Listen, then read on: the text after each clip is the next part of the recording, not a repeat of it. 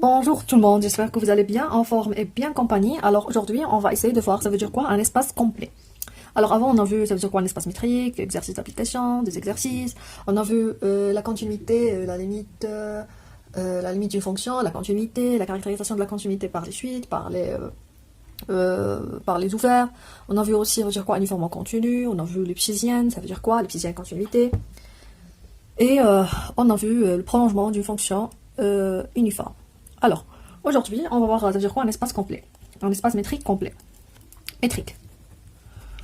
Alors, comme une petite introduction, alors on a que c'est un espace n'est pas complet. Pourquoi? Parce qu'il existe des suites incluses dans Q, telles que xn converge vers x, et le x n'appartient pas à Q, il n'est pas un rationnel. C'est pour ça, on dit que Q n'est pas complet. C'est pour cette raison. C'est pour ça on a essayé de compléter Q par R, c'est-à-dire on a inventé R. Pourquoi? Pour que R est complet. Pourquoi? Parce que il complète ce truc qu'il n'a pas dans Q, c'est-à-dire quel que soit xn inclus dans R, dès que xn converge vers x, alors x appartient à R. Mais la notion de complétude, c'est une notion métrique, c'est-à-dire si R menu de la valeur absolue complet, mais R menu d'une autre distance, ce n'est pas nécessairement complet. Alors on va voir ça après en cours du cours. Alors c'est la même chose entre l'intégrale de Riemann et l'intégrale de Lebesgue. Complétude entre les deux espaces. Alors, mais avant de voir ça sur quoi un espace complet, on a besoin de définir les suites de Cauchy dans un espace métrique. Alors, ça veut dire quoi une suite de Cauchy dans un espace métrique? Alors, c'est la même chose dans R, c'est les mêmes propriétés, c'est pas grand chose, mais juste on fait, à la place de la valeur absolue, on pose la distance. Alors, fais attention avec moi, on commence. Alors, une suite de Cauchy, ça veut dire quoi? C'est-à-dire tout simplement, une suite de Cauchy, normalement, c'est une application. De Cauchy, ça veut dire quoi? C'est-à-dire que si je prends n et m, alors, c'est-à-dire pour strictement strictement positif, alors je prends un certain écart ici strictement positif, un certain intervalle. Alors, je prends un n qui est strictement positif. Alors, si je dépasse ce n, c'est-à-dire ici, par exemple, je prends n et m et je vais prendre leur image. Alors, leur image, ici, je peux trouver ici xn, je trouve ici xm. Si je prends m plus 1 aussi, alors je trouve ici. C'est-à-dire que la distance entre deux images de xn et xm, c'est-à-dire c'est inférieur à epsilon, ils peuvent pas dépasser cet écart. Alors c'est ça une suite de Cauchy, c'est-à-dire ces termes sont, quand je dépasse un certain rang, ces termes s'accumulent dans un voisinage et ne sortent jamais. Très bien. Ça c'est dans R. Alors si je travaille dans un espace métrique quelconque, alors soit ET un espace métrique, alors on a xn, n peut être égal à 1 inclus dans E et juste une suite de Cauchy. Si, seulement si, pour 6 epsilon strictement positif, il existe un rang strictement appartient à n, tel que si je dépasse ce rang, je vais avoir la distance entre xn et xm tend vers 0, ou bien elle est plus petite qu'on veut. Très bien. Alors, on va dire xn appartient à la boule de centre xm ou de rayon epsilon, pour un certain rang. Alors, on a des propriétés qui sont très très importantes. La première propriété, on a xn, tout de suite de Cauchy, est borné. Alors, tout de suite de Cauchy est borné dans un espace métrique. Alors, on va essayer de le montrer. Alors, montrons que, quel que soit xn, n peut être égal à 1 inclus dans E, une suite de Cauchy. Alors, elle est bornée. C'est une suite bornée. Alors, on a c'est une suite de Cauchy, c'est-à-dire pour tout epsilon. Alors, on a, pour tout epsilon section positive, c'est un rang. Alors, je vais prendre epsilon est égal à 1. Alors, il existe un certain rang appartient à n. C'est que si je dépasse ce rang-là, qu'est-ce que je vais avoir? Alors, je vais avoir la distance entre, quel que soit n supérieur égal à, alors je vais donner n0. Alors, quel que soit n supérieur égal à n0, alors la distance entre xn et xn0, alors si je prends par exemple n et 0, inférieure à 1. C'est-à-dire xn appartient à la boule de centre xn0 de rayon 1. C'est-à-dire si par exemple j'ai xn0 ici, j'ai une boule de centre 1 de centre xn0 de rayon 1.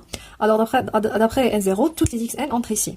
Alors si les xn sont fait comme ça, mais d'après un certain rang, il entre définitivement ici. C'est-à-dire il est ici. Très bien. Maintenant, on a que les xn ils sont ici d'après un certain rang, c'est-à-dire que les xn sont bornés. C'est clair, on peut le voir ici. C'est parce que c'est inférieur à cette boule. Alors leur distance c'est inférieur à le diamètre de cette boule, c'est-à-dire inférieur égal à 2. Je pense inférieur strictement à 2. Très bien. Maintenant, c'est quoi le problème?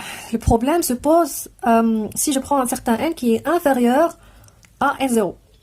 Alors, c'est-à-dire les termes de xn qui sont ici, c'est-à-dire x0, x1, x2, x3, jusqu'à xn0 moins 1. Alors, ces termes des suites qui sont ici, ils ne sont pas dans la boule, c'est-à-dire ils n'ont pas nécessairement borné. Alors, dans ce cas-là, qu'est-ce qu'on va faire? On va prendre la distance entre xn0, ici, la distance entre chaque point. Entre ça, entre celui-là, entre celui-là, entre celui-là, entre celui-là. On va avoir la distance entre, on va prendre la distance entre xn0 et les xi, quel que soit i allant de 0 jusqu'à n0 moins 1. Alors je vais prendre ces distances-là avec 1. Et je vais prendre le epsilon, c'est égal à 1. Alors, ce que je vais prendre? Je vais prendre la plus grande distance. La plus grande des distances, c'est-à-dire par exemple ici x0 c'est la plus grande distance ici. Alors je vais prendre grand M, c'est quoi? C'est le max de 1 et les autres distances qu'on a ici, c'est-à-dire la distance de x0 avec xn0, la distance de x1 avec xn0 jusqu'à la distance entre xn0 moins 1 et xn0. Je vais prendre le maximum, la plus grande distance, je le donne M. Alors bien évidemment, on a quel que soit n appartient à n, parce qu'ici on a contrôlé tous les xn. On a la distance entre xn et xn0, c'est inférieur ou égal à m. Parce que ça, c'est le sup des E. Alors pour tout n, si je prends un quelconque, je vais avoir cette distance inférieure ou égale à m. D'où je peux conclure que xn, inclus dans la boule de centre xn0 de rayon m. Alors je peux ici construire une grande boule. Alors je peux dire que xn, il est borné. Très bien. Alors une autre propriété très importante, il dit quoi? Il dit que si je prends xn n supérieur égal à 1, si xn a une valeur d'adhérence, v appartient à E, alors xn est égal à 1 converge vers v. Alors ici on a deux conditions. Si xn est supérieur égal à 1, une suite de Cauchy, dans ED, et ces deux conditions. Alors propriété. Alors si xn a une valeur d'adhérence appartient à E, et xn si une suite de Cauchy, alors nécessairement il converge vers v. Alors cette propriété est très aussi importante. Alors on va voir ce qu'on peut montrer. Alors xn admet une valeur d'adhérence, ça veut dire quoi? Ça veut dire qu'il existe une suite. Alors on a, preuve. Alors xn supérieur égal à 1 admet une valeur d'adhérence, c'est-à-dire il existe xn, une suite de ces suites qui convergent vers v. Très bien. Si je prends, alors soit je vais fixer epsilon strictement positif. Alors puisque xn converge vers v, c'est-à-dire il existe un certain rang appartient à n, tel que si je dépasse ce rang-là, je vais avoir la distance entre x phi n et v, c'est inférieur à cet epsilon. Très bien. Or, on a xn, c'est une suite de Cauchy. Or, xn, je peux être égal à 1 et de Cauchy. Alors, puisque les deux Cauchy, c'est-à-dire epsilon strictement positif, c'est-à-dire il existe un certain rang n2 appartient à n, tel que, quel que soit n et m supérieur est égal à n2, on a la distance entre xn et xm inférieure à epsilon. Très bien. Alors moi je cherche quoi? Je cherche que xn converge, c'est-à-dire d'après un certain rang, je veux que la distance entre xn et v c'est inférieur à epsilon. Alors on va essayer de faire entrer les x phi n. Alors c'est inférieur à la distance entre xn et x phi n, plus la distance entre x phi n et v. C'est inférieur. Ici la distance entre xn et x phi n, de appliquer de Cauchy. Alors si je prends n supérieur est égal à n2, alors phi n c'est une suite croissante, alors on a phi de n supérieur est égal à n. Alors, je peux appliquer la suite de Cauchy pour celle-là, alors c'est inférieur à epsilon, puisque celle-là est converge, alors aussi c'est inférieur à epsilon. Alors, les deux sont inférieurs à 2 epsilon. Mais nous, on veut que epsilon, alors pour un petit, puisque epsilon on peut le choisir, alors pourquoi on prend epsilon sur 2? Alors, epsilon c'est égal à epsilon. Alors, elles convergent.